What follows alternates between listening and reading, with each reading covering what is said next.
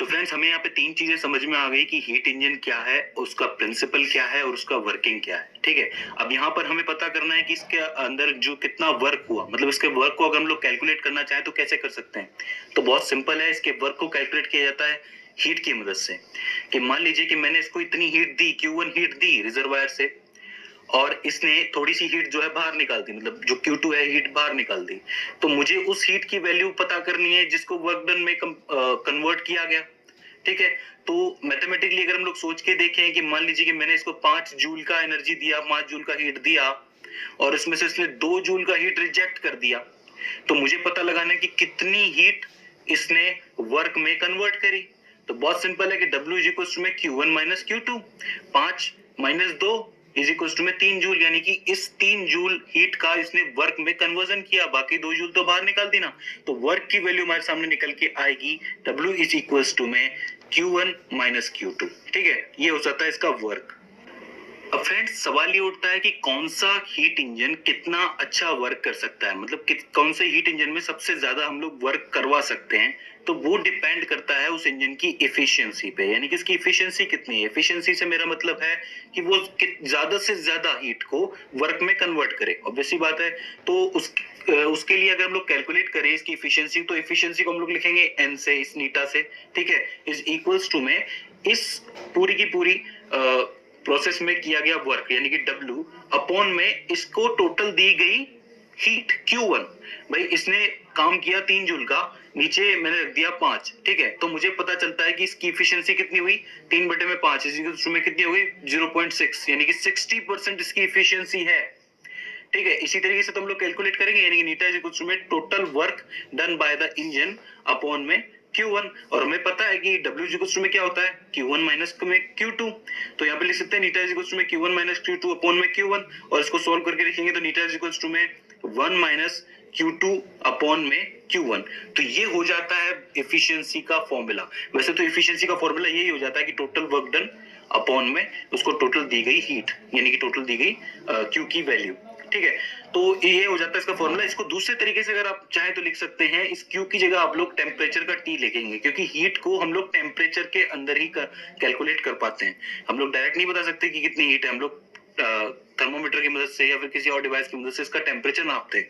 ठीक है, तो नीटा इज इक्वल टू में 1 माइनस T2 अपॉन में T1। तो ये हो जाती है हमारी एफिशिएंसी की वैल्यू। अब इससे ही हमें बहुत सारी चीजें समझ में आती हैं कि मान लीजिए कि मैंने इसको पूरी की पूरी Q1 जो हीट दी थी इस सिस्टम को, अगर ये पूरी की पूरी हीट को कन्वर्ट कर दे वर्क के अंदर, तो यहाँ पर T2 की वैल्यू क्या हो जाएगी। भाई T1 का पूरा इन्होंने यूज कर दिया वर्क के अंदर, तो T2 की वैल्यू 0 हो गई। तो यानी कि 1 माइनस 0 अपॉन में T1, तो यहाँ पर नीटा की वैल्यू निकल के आई 1, यानी कि ये 100% एफिशिएंट है, जो कि पॉसिबल नहीं है।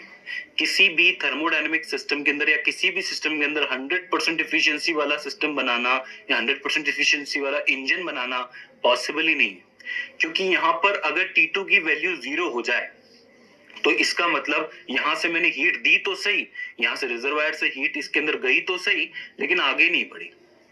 मतलब हीट का जो फ्लो है वो रुक गया, और हीट का फ्लो ही रुक जाएगा तो फिर वो हीट को वर्क में कैसे कन्वर्ट करेगा, ये जो हमारा सिस्टम है। इसीलिए कहते हैं कि 100% एफिशिएंसी वाला हीट इंजन बनाना नामुमकिन है। हाँ, ज्यादा से ज्यादा एफिशिएंसी वाला इंजन बनाया जा सकता है। जैसे कि मैं आपको बता दूं कि जो डीजल होता है वो ज्यादा एफिशिएंट होता है बजाय के पेट्रोल के। क्यों? क्योंकि जो पेट्रोल है वो 400 डिग्री सेल्सियस की गर्मी पैदा कर सकता है इसके अंदर, किसके अंदर, इंजन के अंदर।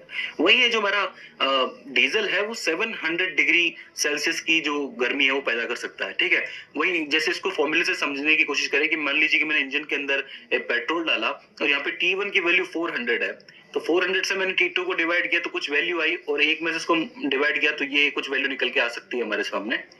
वहीं अगर मैं नीचे 700 रखूं T1 की जगह, तो यहाँ पे वैल्यू कम आएगी, और उस वैल्यू को 1 में से माइनस करेंगे तो वो ज्यादा आएगी ना। भाई यहाँ पे 400 रखा था तो वैल्यू कुछ आई, लेकिन 1 से माइनस करने के बाद कुछ वैल्यू आई। लेकिन यहाँ पे अगर आप 700 रखेंगे तो वैल्यू जो है आपको ज्यादा प्राप्त होगी। ठीक है नीटा की, यानी कि एफिशिएंसी डीजल की ज्यादा है, इसलिए जो कारें होती है वो डीजल कारें ज्यादा अच्छी तरीके से चल सकती हैं। तो T1 की वैल्यू जितनी ज्यादा, यानी कि डीजल कार हुई, तो आपकी ज्यादा स्पीड से चल सकती है, ज्यादा देर तक चल सकती है। तो ये तो एक तरीका हो जाता है कि जिस तरीके से आप समझ सकते हैं कि कितनी ज्यादा एफिशिएंसी हो सकती है। दूसरा तरीका यह है कि T2 की वैल्यू जितनी कम हो, यानी कि इस T2 की वैल्यू जितनी कम होगी उतना ही कम निकल के आएगा वैल्यू, और इस तरीके से 1 में से माइनस करोगे तो वैल्यू उतनी ज्यादा निकल के आएगी, तो एफिशिएंसी ज्यादा निकलेगी।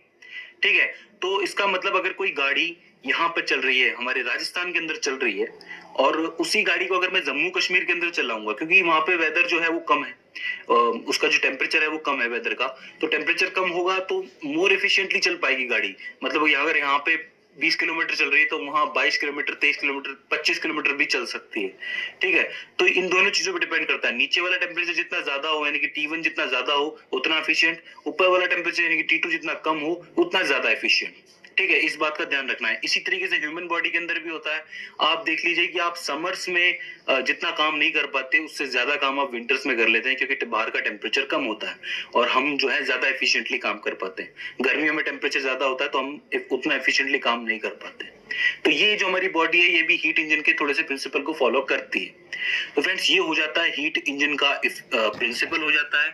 क्या होता है, वर्किंग हम लोगों ने समझ ली, वर्क हम लोगों ने समझ लिया, इसकी एफिशिएंसी हम लोगों ने समझ ली। इसके बाद भी अगर आपको कोई क्वेरी रह जाती है, कोई प्रॉब्लम रह जाती है, फिर हमसे कोई गलती हो जाती है, तो प्लीज आप हमें कमेंट सेशन के जरिए